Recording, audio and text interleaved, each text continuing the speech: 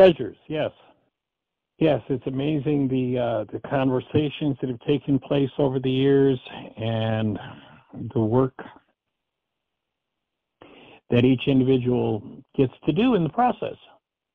And one of the things that's been sort of banging around in my head is we listen, and so often people accept the conversation as the experience rather than following the tools or utilizing the tools in order to have their own experience. And this work of awakening to being, this work of standing as a human being, it's not enough to follow somebody else who's had an experience and go, oh, wow, we'll admire their experience and ride on their coattails. The objective is to have a personal experience, personally experienced. And I was realizing that as yesterday I went back, I'm still working on the quantum still point definition and realizing the number of experiences over the years that it's taken to arrive at this point, to be able to have this conversation every day. And somebody could listen to all those words and it'd be kind of like, you know, if you've never tasted chocolate, I can describe the taste of chocolate in 100 different languages. Let's imagine I could speak 100 languages, but you still haven't tasted chocolate. And we live in a culture that is so profoundly expert at knocking the awareness of being out of us with unresolved generational patterns and cultural patterns of hostility or fear. That the modeling of the experience of living from being is rare to find. The conversation about the experience of living as a human being, as the presence of love, is a rare one, and the conversation is still not the experience. And so as we describe the tools that we're talking about, we're inviting the use of the tools rather than the theory behind the tools, which, knowing all the theory behind the tools, still is not the experience. And realizing that everything that I'm doing in that 3-day intensive, 3 to 5 day intensive, is really about opening the space for someone to, for each individual to really directly have the experience of literally being out of your mind. You know, the mind is not where the secrets are held. And so we're looking to literally step beyond the mind, step into the state of being, and then choose to live from that state, quite literally, for the rest of eternity. So that's the most current thought on my mind. I don't know if it might bring something up for anybody, but if so, our call-in number is 563-999-3581. If you're on one of those stations where we can't see you, if you call that number, you'll be listening on your phone. And then if you push 1, that'll raise a hand in the control panel. Gene will introduce you by your area code. We'll have a conversation. So how can we support you? What's on your mind? Do we have anybody in the phone queue with a hand up, sweetie, or anything happening in the chat room?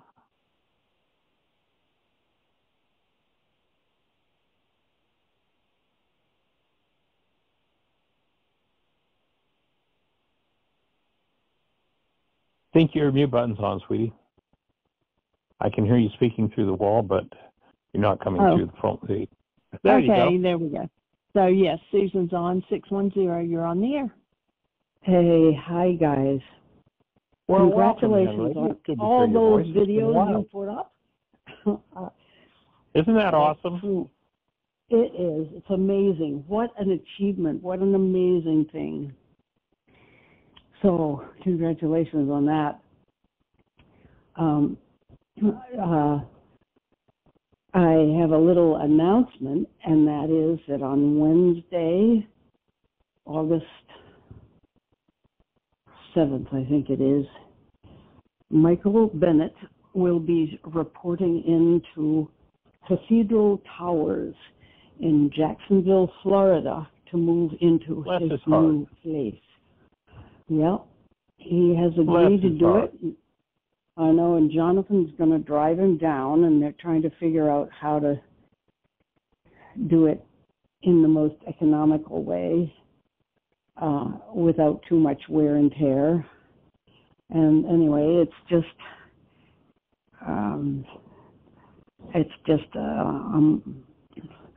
I can't quite believe it's actually happening, but his applications have been approved, and they have a space, and they're taking him. So that's your dedication in supporting him has been awesome, and the fact that he's going to a place where he's going to have care and support, and your daughter's there with a commitment to support him, I think that's just fabulous. It is. It's amazing. So we have a lot going on around here. Jonathan put in his resignation from being a medical doctor 2 days ago. He's had two or three rather intense days of processing and feeling pretty badly about himself because he hasn't got a real plan, partly because his boat was struck by lightning, and so his plan to go sailing has been taken away. It's up on the ground and being inspected, not even repaired yet. It's going to take weeks. So his plans changed. He's being good, and his son, Charlie, has joined, for the moment, a fundamentalist Christian church because they offer him a kind of certainty, and his anxiety, his OCD anxiety has been very, very painful to him. And he tells me, he's been reading about it, and there's no cure for it. He tells me that, and I tell him there is always a cure. Don't listen to that stuff. But one thing they do is, I listened to a sermon given by the pastor there, a very articulate, bright man who takes the Bible literally.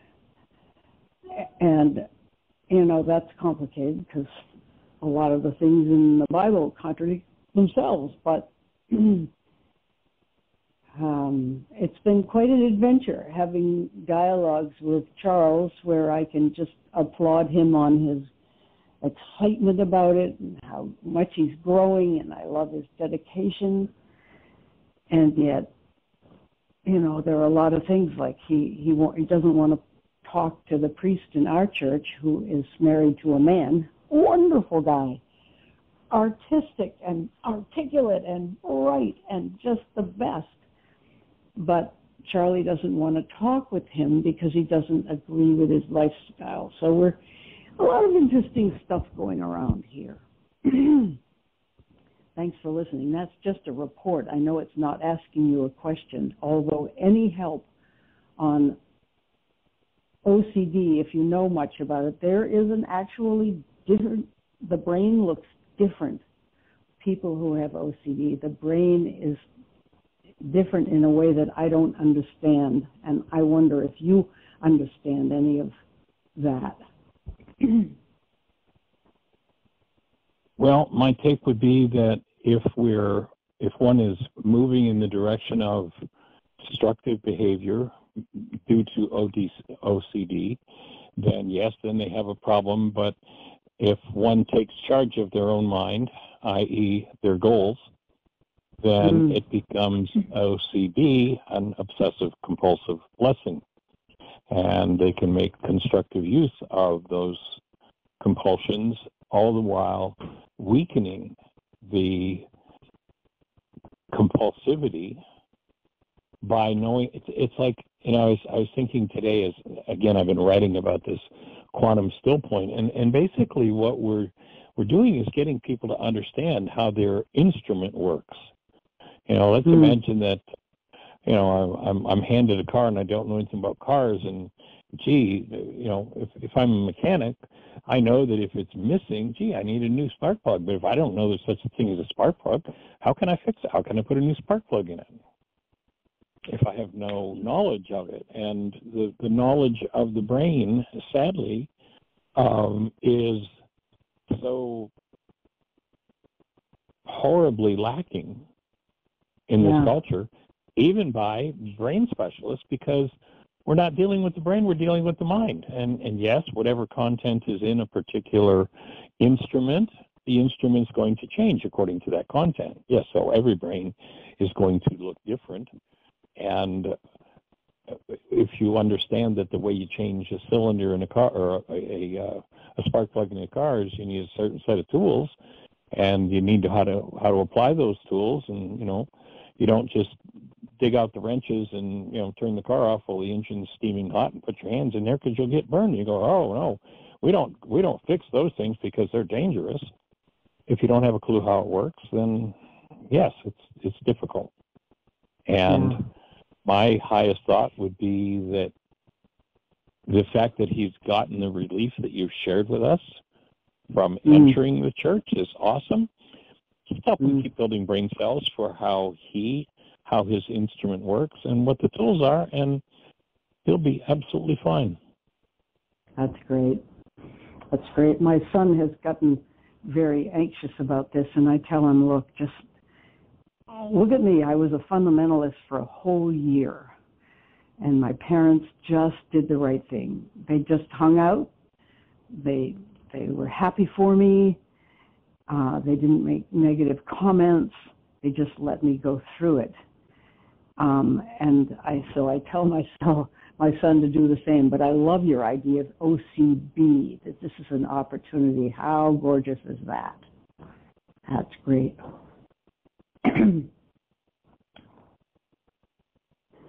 Well, Jeannie, when I first met her, would tell me about being OCD, and then every once in a while she mentions it. And when she's going OCD in the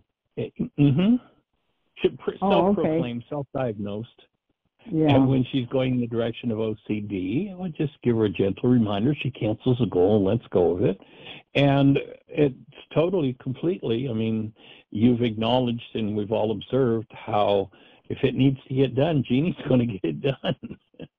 I know. And she's turned it totally into a blessing. And now sometimes, like the other day, she went out into the garden and she got caught up in it, and it's like I got her agreement coming out of the garden, having overwhelmed herself. Sweetie, you've got to take care of yourself. You've got to notice when, in those kind of temperatures, you can harm yourself. So just pay attention and cancel the goal and come back in the house and cool off. So managing the mind is, to me, this man Yeshua, he was describing OCD when he says, "Sufficient for the day are the evils thereof." Conversation we've had several times. When you're overloaded with goals, it's go, go, go, go, go, and it's overwhelmed, and not always in a positive direction. So you redirect the mind by knowing how the device works, and it turns into a blessing.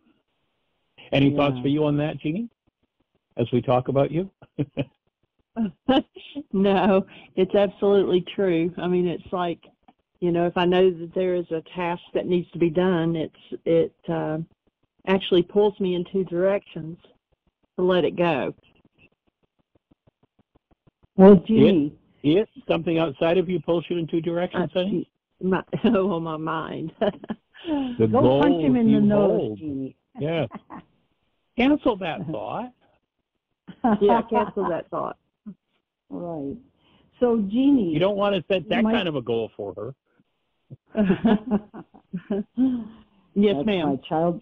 I just wanted to ask you. Michael said you've you feel overwhelmed. Is that anxiety, or is it just because Charlie suffers from tremendous anxiety about this?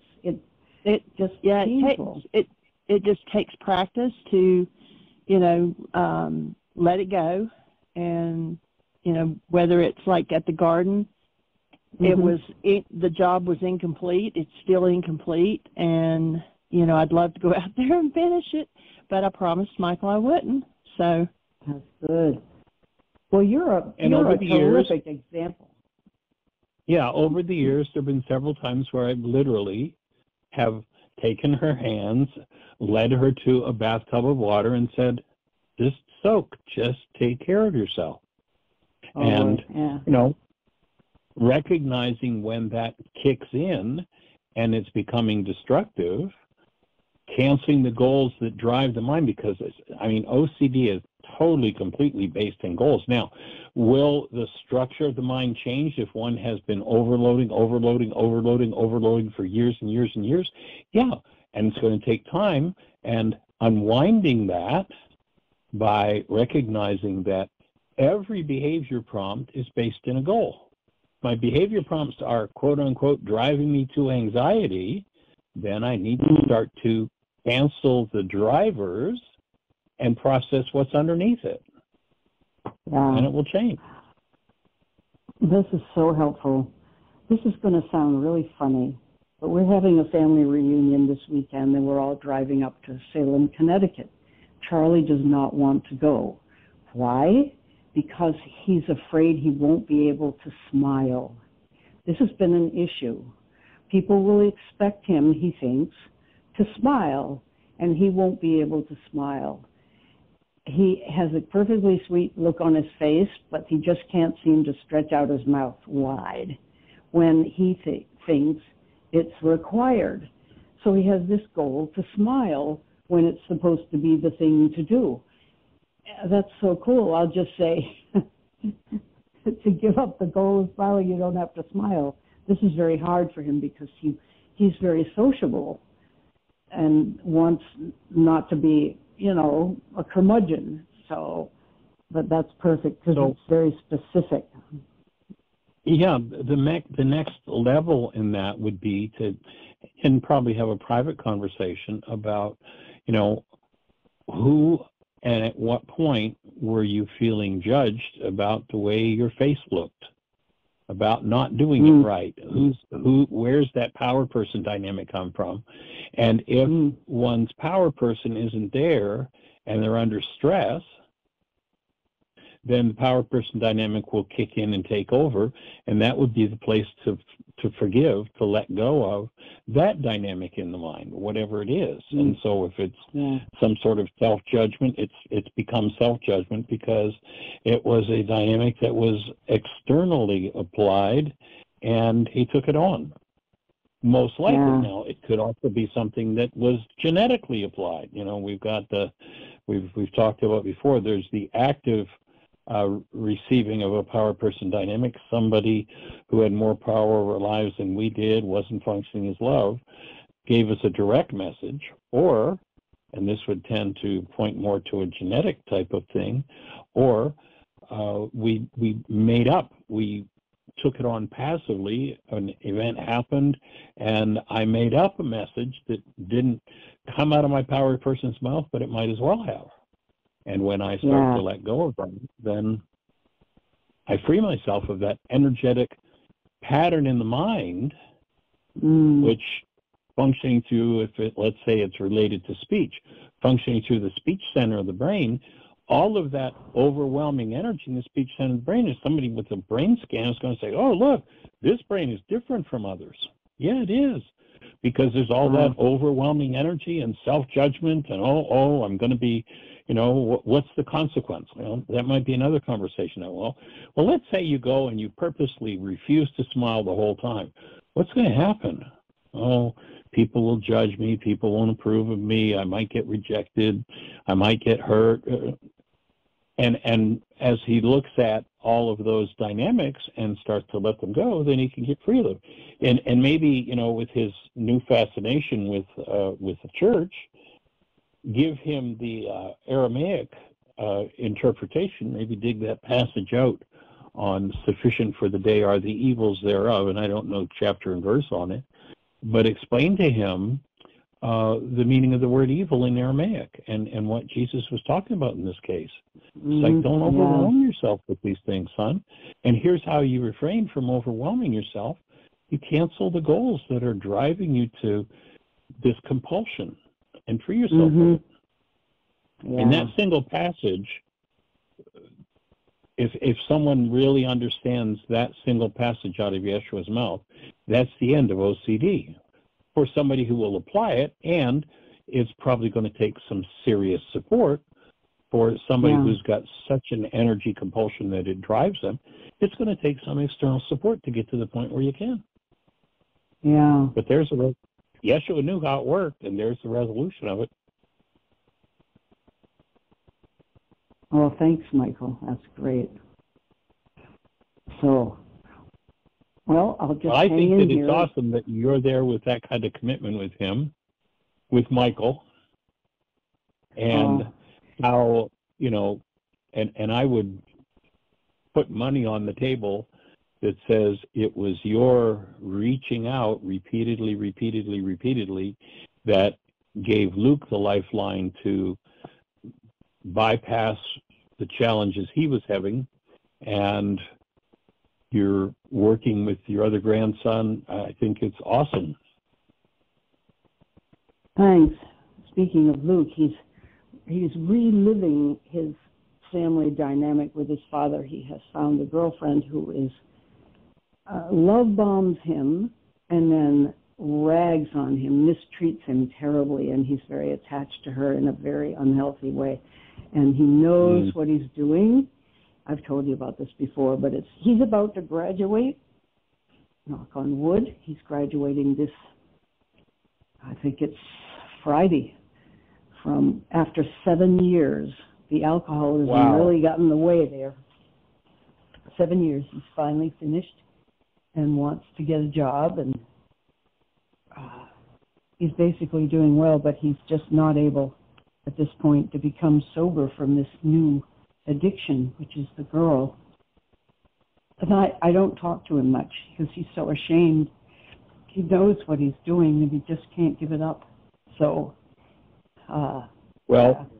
remember to pass on. Well, actually, I'll send him a text and tell him about the graduation gift that's waiting for him when he comes to Bristol, Virginia to do a 3-day quantum stroke. That's wonderful. You've got his information? I do. Okay, good. Yes. All right. Well, thank you so much. Delighted. Honored. Well, anything else on your mind for today? No, I'll just be listening. Thanks, Michael. All right. Holding you in a blessing. Tell Michael we said hello and send our love, and surround him in light in his new digs. I'll tell him. That's great. Okay. All right. Take care. Okay. Bye. Yeah. Bye.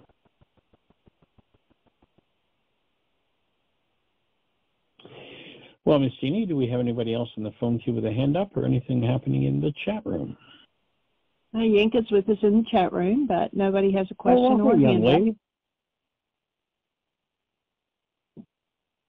You all are getting close to the end of your book, too. We are. We're up to chapter, I'm not even sure what we're on. I don't know. I don't keep track. 16, 17, something like that. No, so actually, you did chapter 22, July the 11th. Oh, okay. We've only got 2 more chapters to do. You're going to have to get a worksheet in there somehow.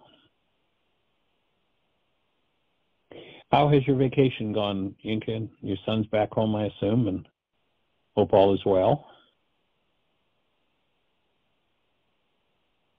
And then to shift back to the conversation we were having yesterday, to continue with that whole conversation about another view, another picture of looking at the work and recognizing that, you know, one of the ideas we finished with yesterday was recognizing that when I think or speak about something outside of me being the cause of what's moving inside of me, that's when I'm in denial. And actually, we have exactly the same definition in codependence work for what's a codependent relationship. That's a relationship with any person, place, circumstance, substance, or activity where I think that is causing this to move in me. So I can be codependent with anything or anybody. And when I take back my power, I have to start looking within, which might mean that I'm going to have to take on a whole new level of work by looking at what's going on in my own mind. My thesis, once again, and I'm sure that I'd be able to find 10,000 psychologists and 10,000 psychiatrists that would say to me, Michael Ryce, you're nuts. And that's okay. But my thesis is we are not designed to have an unconscious mind. We are not designed to live and hold information within us that is inaccessible to us. We have artificially created this hidden compartment in our own minds. And that compartment is called the unconscious. It's created by living in denial. Once I create that compartment, by definition, I no longer have direct access to it. With no direct access, when something is resonated in it, when something's triggered in it, and that energy is strong enough that it formulates a construct in my mind called perception, and then I believe that that construct in my mind is actually caused from outside of me, I now become powerless over the content of my own mind because I've hidden from myself that very content. The whole objective, to me, probably one of the most brilliant pieces of information to ever come to the earth, came through a man named Yeshua 2,000 years ago, and he taught us how to open and clean out our own unconscious minds. He taught us that goals drive perception. And if I'm in some sort of pain or trauma, I can access the underlying dynamic of that pain or trauma by canceling the goal that's causing my mind to utilize that unresolved energy to build my perception. And when I cancel that goal, that driver, that construct in my mind collapses. And when it collapses in on itself and gives me access to the hidden part of my own mind. If I repeat,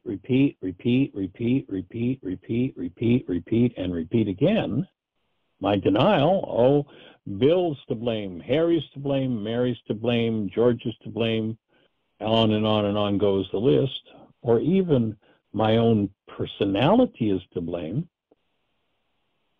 then I'm strongly, powerfully energizing the content of my own unconscious mind. And at some point, that's going to rise up and take me over. It's going to control me.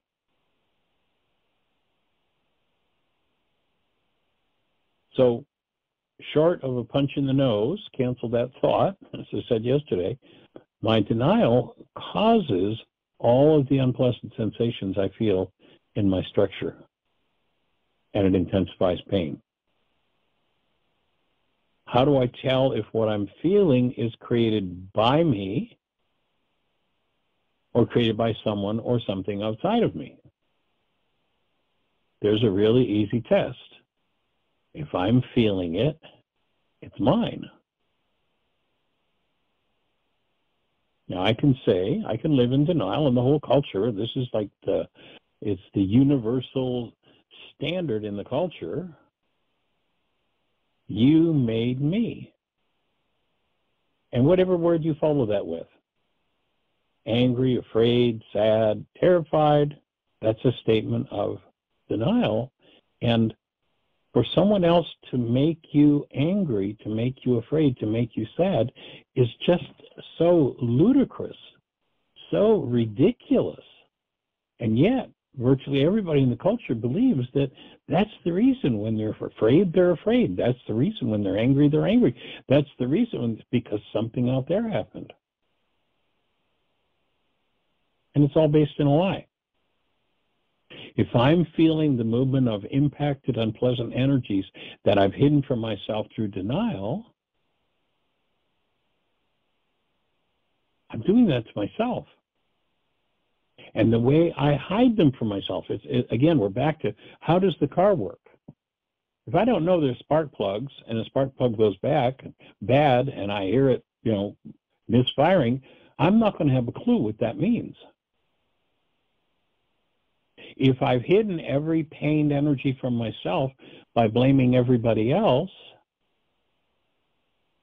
and nobody told me that that's how denial works, nobody told me that's how we create an unconscious mind, nobody told me that by canceling the goal, I'd have access to my own unconscious mind and the opportunity to clean it up instead of drugging myself so that I don't feel what's there, instead of disabling my mind through the use of chemicals. And you look at, most everybody in the culture.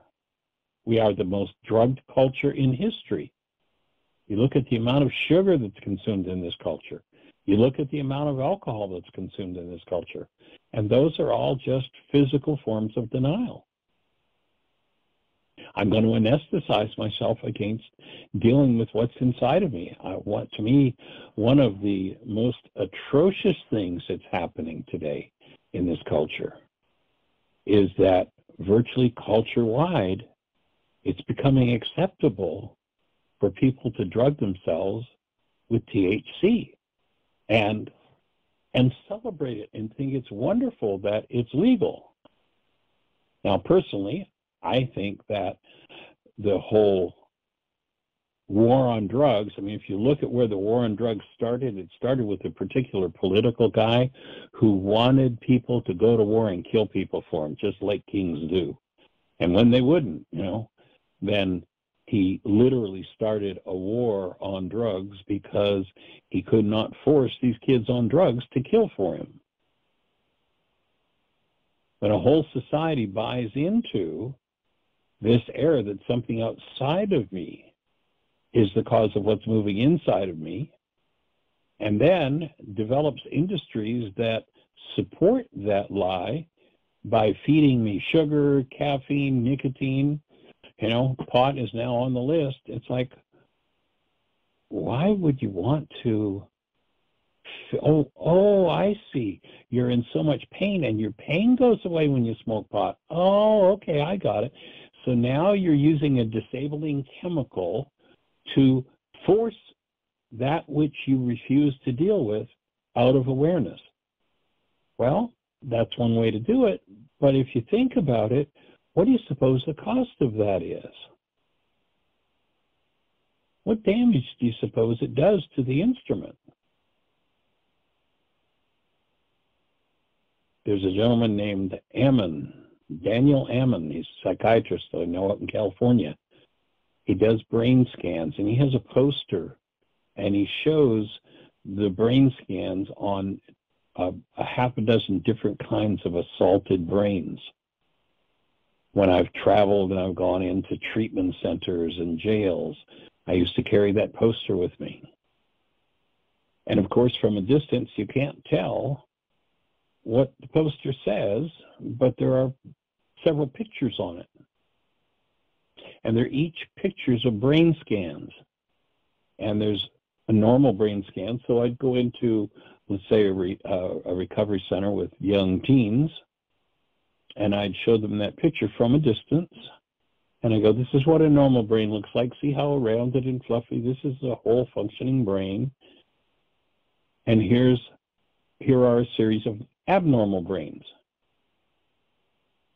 Not knowing which assault had happened to any given image on the poster, virtually 100% of people, when I say, which brain, if this is the normal healthy one, which brain would you most want to avoid?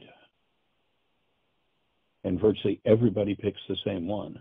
And it's not the one on alcohol, and it's not the one on cocaine. It's the one on pot. Why would you want to do that to yourself? And now we've got a whole society. You know, there's one particular guy in Congress, without getting political about it, or at least he was in Congress, pretty high level up, and he was anti. But, you know, he got in on the investment in the business, and now he's out there promoting legalizing pot all over the country and making a fortune from it. One of those guys, you know, with what they called family values, you take care of kids and such. And now he's one of the main promoters of legalizing pot throughout the country. We live in denial, then what the culture does, because everything that happens in a brain that's under the influence of denial is the brain shows false pictures that follow the denial process of the problem being everyone else. So when a whole society buys into this blatant error that it's everybody else, then it will counsel you to forgive.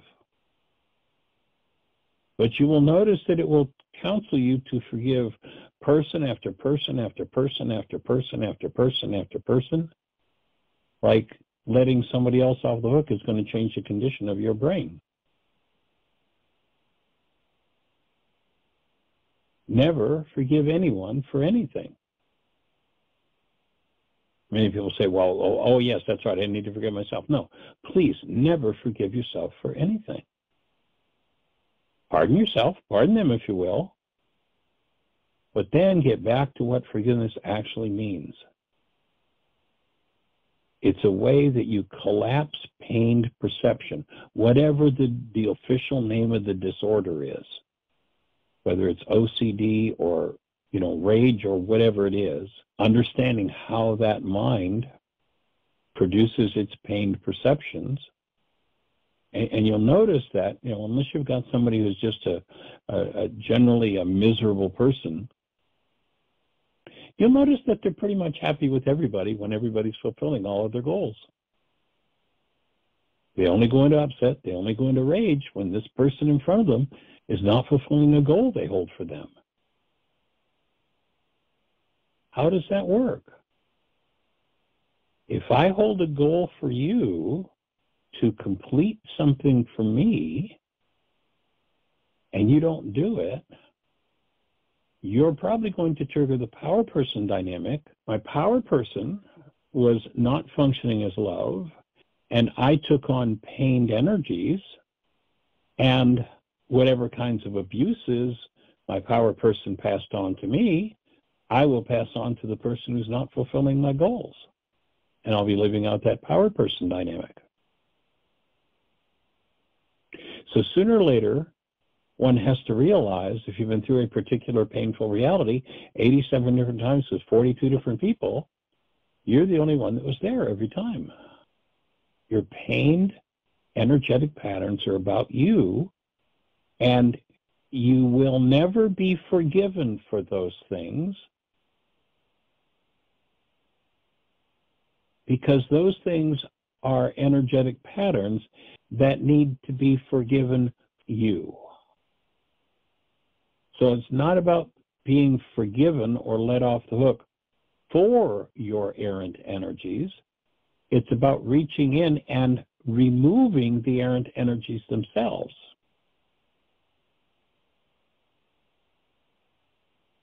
So the Greek translation that comes totally and completely out of the denial process of forgiveness is about how you're going to let them off the hook.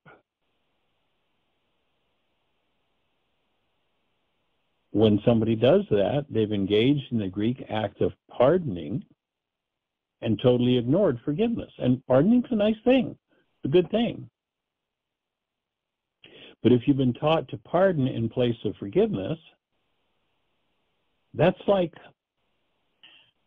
kind of analogy can I use? Being taught to pardon in place of forgiveness would be like being taught to check your windshield wiper fluid and call it filling the car with gas. Oh, yeah, I filled the car up. You checked your windshield wiper fluid. And then you wonder why you got 20 miles down the road and the car ran out of gas. Well, I filled the car up with gas. No, you checked your windshield wiper fluid. You put windshield wiper fluid in it.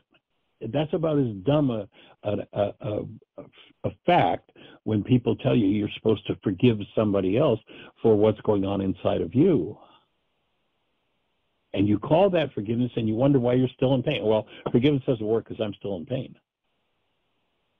Letting somebody off the hook for what's going on inside of you is not forgiveness.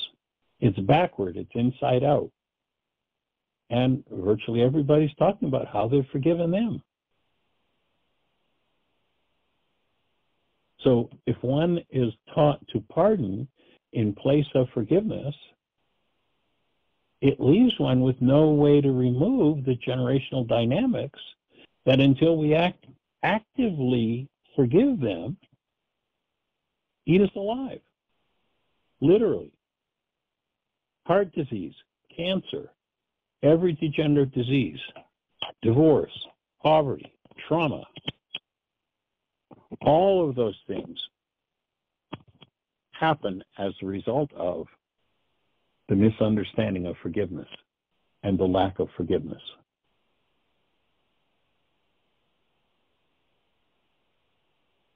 So forgiveness facilitates restoration to our original state.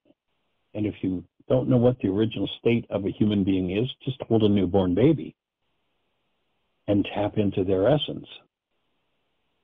One who engages in true forgiveness over time shifts back to their human life love and a conscious creative process based in love, rather than filling the windshield wiper fluid and ending up 25 miles down the road out of gas and wondering what's wrong. I did what I was supposed to do. Pardon someone if you will, okay?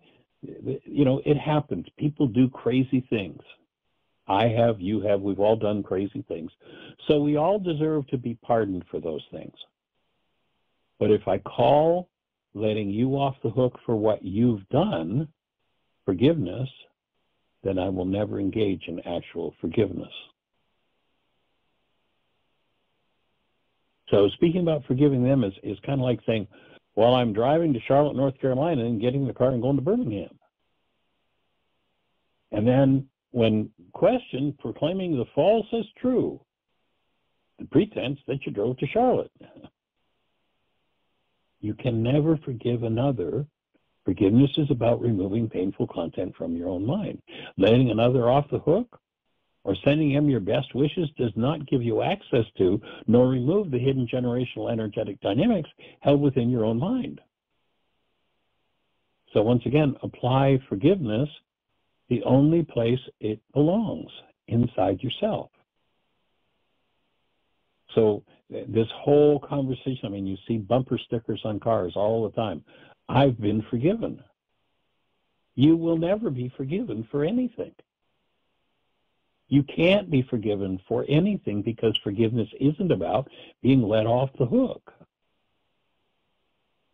If I want to put up a bumper sticker that would reflect the true idea I'm looking for is I have learned how to apply forgiveness to the pain inside myself to free me from that pain. So in Aramaic, as Yeshua taught it originally, the word forgive describes a tool with which you uncover and heal the dissociated parts of yourself, the root of all pain. People do when you talk to somebody and they're stewing about something that happened 3 days ago. What are they stewing about? What do they talk? What when you say, well, what's going on? Who did they talk about? Did they talk about themselves, or do they talk about that person who did that terrible thing 3 days ago that they're still stewing about? Forgiveness is a tool with which you uncover and heal the dissociated parts of your own self. You recover your own unconscious mind and free yourself of the root of all pain. So Forgiveness is the removal or the eviction from your own unconscious, the past, that part of you with which you make up perceptual reality, the lie that what happened or that your brother's the problem in your life. Those who resonate the hurt inside of us are never the cause of our hurt. And notice, your hurt doesn't come up as long as everybody's doing what they're supposed to do, according to you. And, I mean, this culture is so deeply embedded in blame. We've been taught to blame anyone, even the people we cherish the most.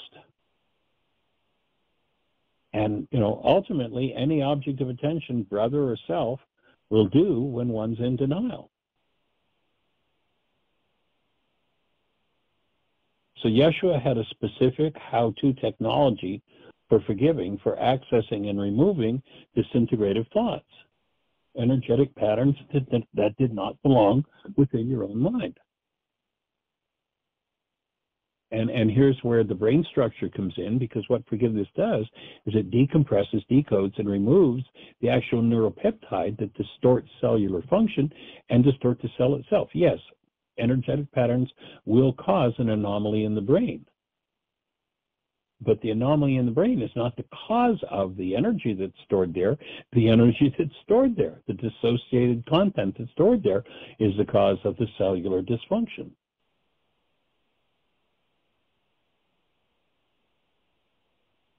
So the Greeks did not have a way to understand this. They turned forgiveness absolutely backward. They made it about letting others off the hook for what's going on inside of one's own heart, which is the sole source of one's own issues. There's where the scriptures say, you must forgive from your heart the wrongs of your brother. It wasn't about forgiving your brother. It's whatever you hold that's energetically untoward, energetically offensive to your energy system, that energy needs to be removed. Elsewise, you will project it into your brain's image of someone else. And the driver for that process is your goals. So when in fear or hostility, how do you get back to love? By accessing and removing the root thoughts that cause fear and hostility.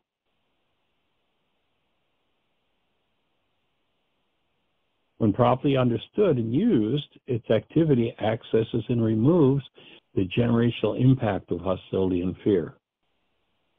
Angry minds, that is, minds in denial, have universally made forgiveness about letting others off the hook for their own internal conditions, and that's insane.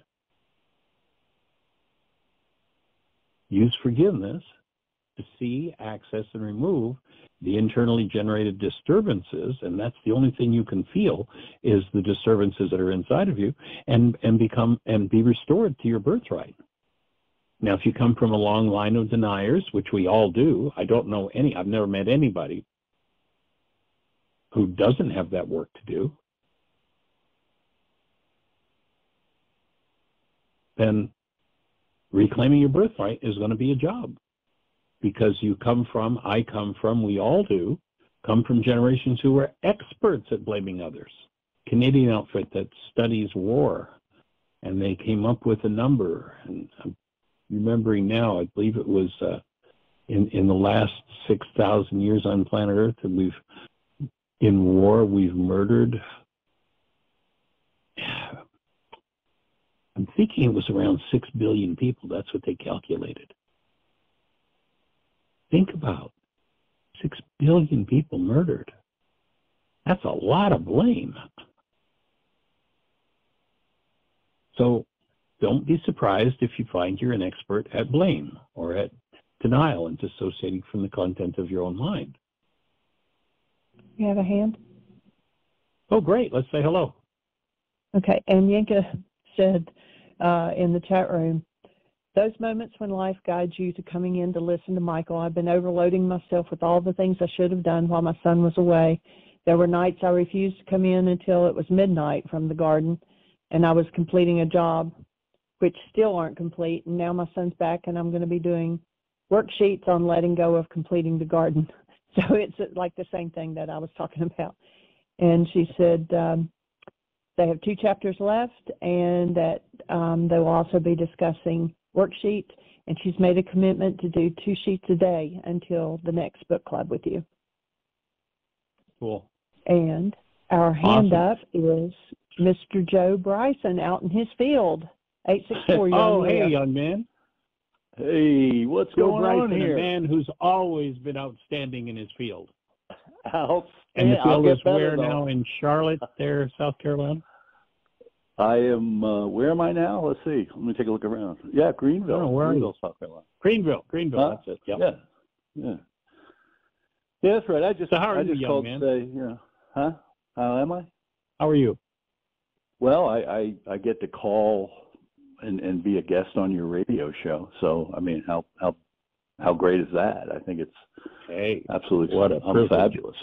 It is a privilege. It is an absolute glorious opportunity, and I appreciate it. I really do. I'm good. I just wanted to say, hey, I sent in my feedback on the quantum still point and highly recommend that to any of your listeners and people practicing. If they can get one-on-one with you or Jeannie for that matter, then I think that is just, the intensity, the outcome, and the results of it are just, they're very nice. And I would say that's why I want to do it again, because it's just, it's certainly something between, I don't know what the right word is. It's funny because when I wrote you that, recommendation, and there's part of me that I had to write in there that I really don't care or necessarily want to know why I, experienced what I did. I experienced it. And it was the outcome was wonderful. And to this day, I still, have memories of it and or physical, what's the right word? Experiences that come up and, reminded. And I really do think there was a shift in my antenna, shall we say, in terms of reception as well as emitting energy outward and handling that and crossing into that belief system. So, right. Yeah. What does that look like to you, Joe, as you What's that? Or get further away from the actual, the 3-day intensive? What does getting those shifts look like for you? How does that show up? I would say the way it shows up is the recognition in my daily activities. For instance, if if an irritation occurs, then I seem to have improved my. I don't leave peace. I don't leave the peace. I may have an irritation occur with an interaction with someone else, and it's more of the way it occurs is that in my mind now. Not that it wasn't happening then, and I don't think I have experience with you spontaneous healings too. And in this case, it just is another step for me in terms of the irritations. That is a good example for me anyway. If someone claims something that I know is false, it's more of a patience. I think it shows up as patience, as trust, and a willingness to trust and extend and be patient. That's really important, because I think a lot of times for myself, I want to run or want to get something done, and that's one way it shows up, is that things take time. Yeah, and I know they do. I know they take time, and so now just another cog in the wheel, or another stone in the step. wall, or step. Yeah, exactly. Another step in the ladder as we ascend to where we came from, I think. And I just... So if I'm hearing you correctly, what I think I'm hearing is you found that you're a step farther away from your reactive mind that kicks into automatic pilot, takes over, and sends you places you'd rather not go. Would that be another way to say it? Yeah. Nice. I think, between the sympathetic, parasympathetic, I can actually walk between and say, wait a minute, I may be falling into discomfort, or there it is. I've heard you say it so many times. Oh, the minute or when discomfort occurs, and or just like you were just saying, immediate blame or denial, then wait a minute. You've got tools. Use your tool. Breathe. That's the other thing about what you do and the whole thing is certainly over that 3-day period for me. I don't know. It is. I still do it, and I think that's another big plus, is to recognize how much I hold my breath. I just it's and the other thing too is with my intimate. Oh yeah, and in my intimate relationship with Susan, I have recognized her holding her breath with no I don't have a badge. I don't have a credentials to call her out and say, you're not breathing. It's not, it's not. What I mean is that it's once I recognize someone else not breathing, now I really know that a little bit more about the depth of my own remembering and my own condition as to when I stop breathing. So. Well, so often you hear me say, become the thinker apart from the thought, the feeler apart from the feelings, the actor apart from the actions, and that's part of what it takes to be able to do that and restore the breath and own what's moving inside rather than just shut it down and go into oblivion. Yeah, and that's a good word, because that's where you're going. Just it's oblivion, and then really, what kind of destination is that? It's just nothing. And the opposite is, it is okay. Yeah, it's the opposite, but even after that, the notion. I think the other thing too, and I wrote it in my recommendation to you, is love. Is this aspect of something with no opposite, something that is a condition and or an experience of living as a human being. Yay! Yeah. Yeah. Yay! All right, gotta go. That's it. Thanks. All right, you have a blessed one. Appreciate you. Bye, Lots guys. of love. Thank you. Thank you. All right. Thanks, everybody, for joining us, holding space that you will have the best year yet of your eternal life.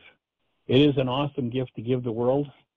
The world is in desperate need of it, and each of us has the power to deliver that. And each time you deliver it to yourself, you literally give it to the whole world. So